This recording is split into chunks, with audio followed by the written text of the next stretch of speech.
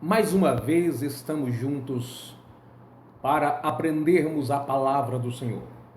Desta vez, Hebreus capítulo 12 e o verso 1. Portanto, visto que nós também estamos rodeados de tão grande nuvem de testemunhas, deixemos todo o embaraço e o pecado que tão de perto nos rodeia e corramos com perseverança a carreira que nos está proposta. No capítulo 11 aos Hebreus, o escritor aos Hebreus fala sobre os heróis da fé, aqueles que pela fé venceram, lutaram, mesmo com as suas fragilidades, sendo vulneráveis também, assim como nós somos. Eles lutaram, eles agradaram a Deus através da sua fé. Aí diz no capítulo 12, que é uma referência ao capítulo 11, quando termina o 11 dizendo sobre os que venceram pela fé, o assunto continua então no capítulo 12 dizendo: nós que estamos rodeados por tão grande nuvem de testemunha, essa nuvem de testemunha são os heróis da fé. Aí ele fala assim: visto, portanto, nós que estamos rodeados por tão grande nuvem de testemunha, que são os heróis da fé, deixamos nós também o embaraço e o pecado, assim como eles deixaram. Quando se trata do pecado, todos nós achamos especialistas em percebermos e sabermos o que é pecado e o que não é. Então, entre aspas, parece ser muito fácil nos divorciar do pecado, daquilo que é errado, e nos afastarmos dele, porque se trata geralmente como pecado as coisas consideradas graves, são patentes e claras aos nossos olhos, fáceis de serem percebidas. Mas aqui o escritor também diz: deixemos o embaraço, não apenas o pecado. Ele não colocou o embaraço na classificação de pecado, mas como outra coisa. Deixemos o embaraço e o pecado, que de perto nos rodeia. As duas coisas estão próximas de nós. O pecado, aquilo que entendemos que desagrada a Deus e que são fatais, prejudiciais à nossa vida, podemos dizer em geral. Mas o embaraço, como saber? O embaraço que vem igualmente uma teia de aranha. Se você assistiu um documentário a respeito da aranha, tem dezenas delas, mas algumas são mais espertas, mas no geral elas são inteligentes e o seu fio é mais forte do que o próprio aço. Então ela faz aquele emaranhado proposital, não é para uma diversão, mas para a sua presa ficar ali embaraçada.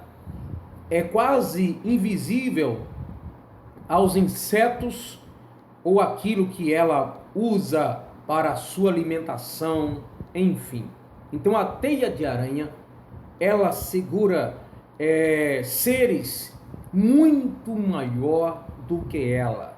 E depois ela vai assumir o seu propósito em relação a ela ter deixado aqueles fios naquele lugar. Cada uma se comporta de um jeito diferente, mas a teia é muito forte. E quem cai na teia de aranha, mesmo sendo maior do que ela, sendo a teia aparentemente algo tão inofensivo, parece tão frágil, parece uma coisa sem malícia, quem é pego pela teia de aranha dificilmente consegue escapar. É assim que muitas vezes a vida se apresenta para nós, como algo inofensivo, como algo que nós podemos governar, que podemos trilhar caminhos e não vamos nos embaraçar, porque sabemos como entrar e como sair. Sabemos como fazer e desfazer as coisas. E olhamos com desprezo para algumas coisas que se apresentam ou que aparecem diante de nós. O que sabemos é que estamos rodeados de embaraços. O embaraço, ele aos poucos, ele vai nos enrolando. É através do embaraço que a pessoa cai. Um dos significados de pecar é cair. Outro significado é errar o alvo. Então, no sentido de cair, muitas vezes nós, para cairmos, ou melhor, ou entendendo, para pecarmos, pecar, cair. Para pecarmos, muitas vezes nós não prestamos atenção que alguma coisa pode estar nos embaraçando.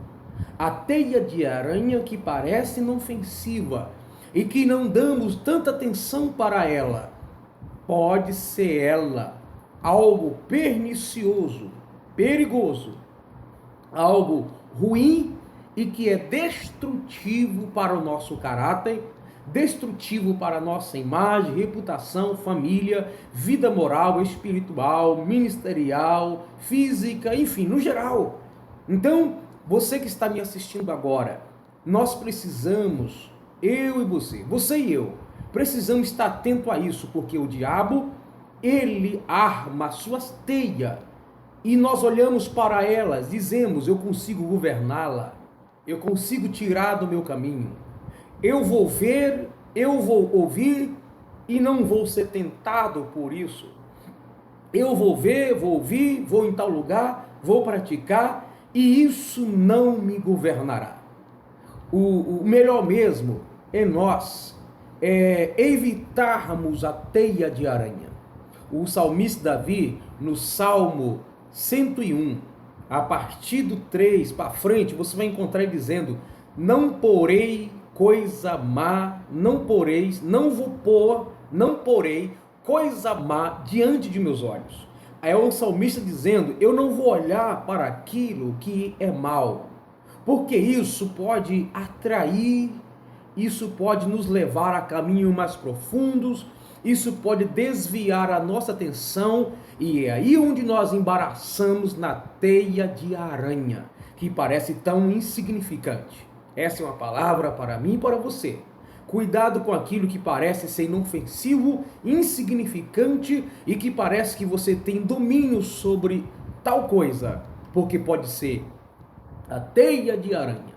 E muitas pessoas estão agarradas, muitas pessoas brincaram, passaram muito próximo dos fios da teia de aranha e foram pegos e hoje estão agarrados e mesmo tentando sair, mesmo reconhecendo que precisa sair, muitas pessoas não conseguem mais. A aranha, quando a teia dela pega uma presa, com um tempo depois, às vezes quase ao mesmo tempo, às vezes ela demora um tempo, ela se aproxima e tem o seu processo de eliminação. O inimigo arma sua teia. Ele não quer se apresentar para mim, para você, como algo assombroso, tenebroso, feio, terrível, sem beleza, sem aparência. Ele se apresenta de uma forma sutil, de uma forma estratégica, de maneira oculta, mansa, suave, para tentar nos destruir. Mas você que talvez tenha sido pego pela teia de aranha, eu quero te dizer, existe uma pessoa que pode te tirar de lá antes que o inimigo acabe com sua vida: Jesus Cristo. A Bíblia diz que Jesus se manifestou para desfazer as obras do diabo. Jesus